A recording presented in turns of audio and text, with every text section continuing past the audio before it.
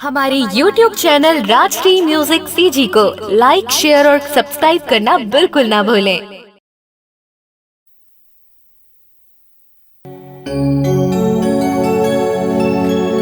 लहरागे बाबा गा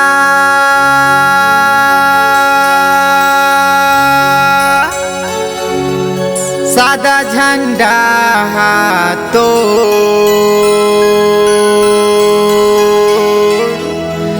गिरदपुरी माँ बाबा चमकै चारो। बोल परम पूज्य गुरु घासीदास बाबा की जय।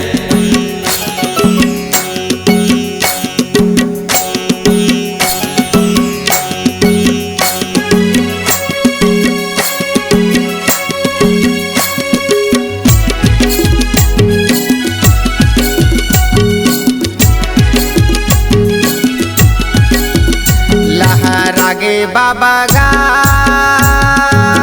सादा झंडा हाथों, लहरागे बाबा गा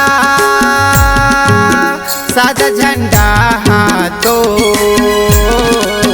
गिरदपुरी माँ बाबा चमकै चारो ओर। बाबा गिरदपुरी माँ बाबा चमकै चारो।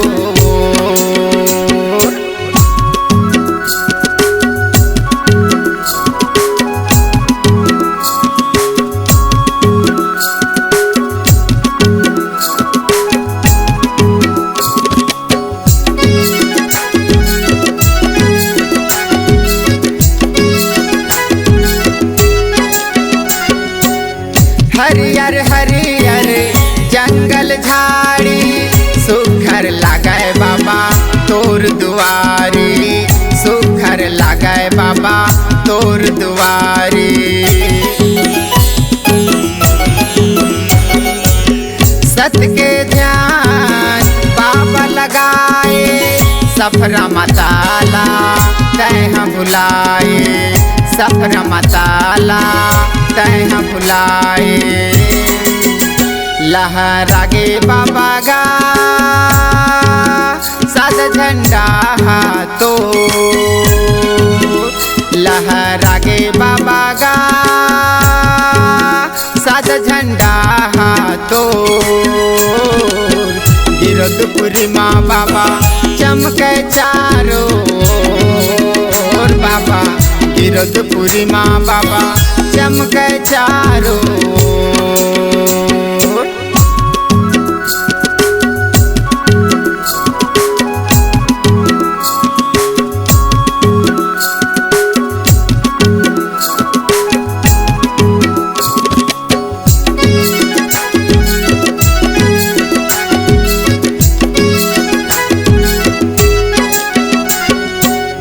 जोख नदी माँ बहते गंगा, कुतुबी नार माँ लहराते झंडा, कुतुबी नार माँ लहराते झंडा।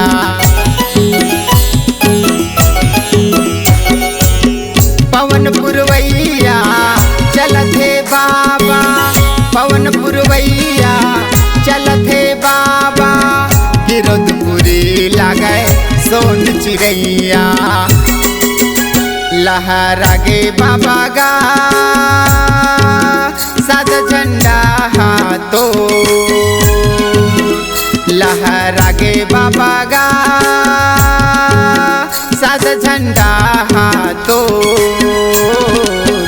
गिरदपुरी माँ बाबा चमकै चारो ओर। बाबा गिरदपुरी माँ बाबा चमकै चारो ओर। बाबा गिरदपुरी माँ बाबा चमकै चारो ओर। बाबा गिरदपुरी माँ बाबा चमकै चारो ओर। बाबा चमकै चारो ओर। बाबा चमकै चारो।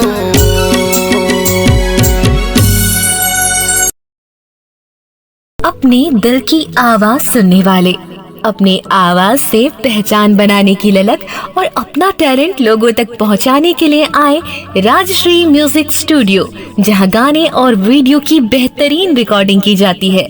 Rajshree music audio video recording studio, Birgaon, Raipur, Chhattisgarh.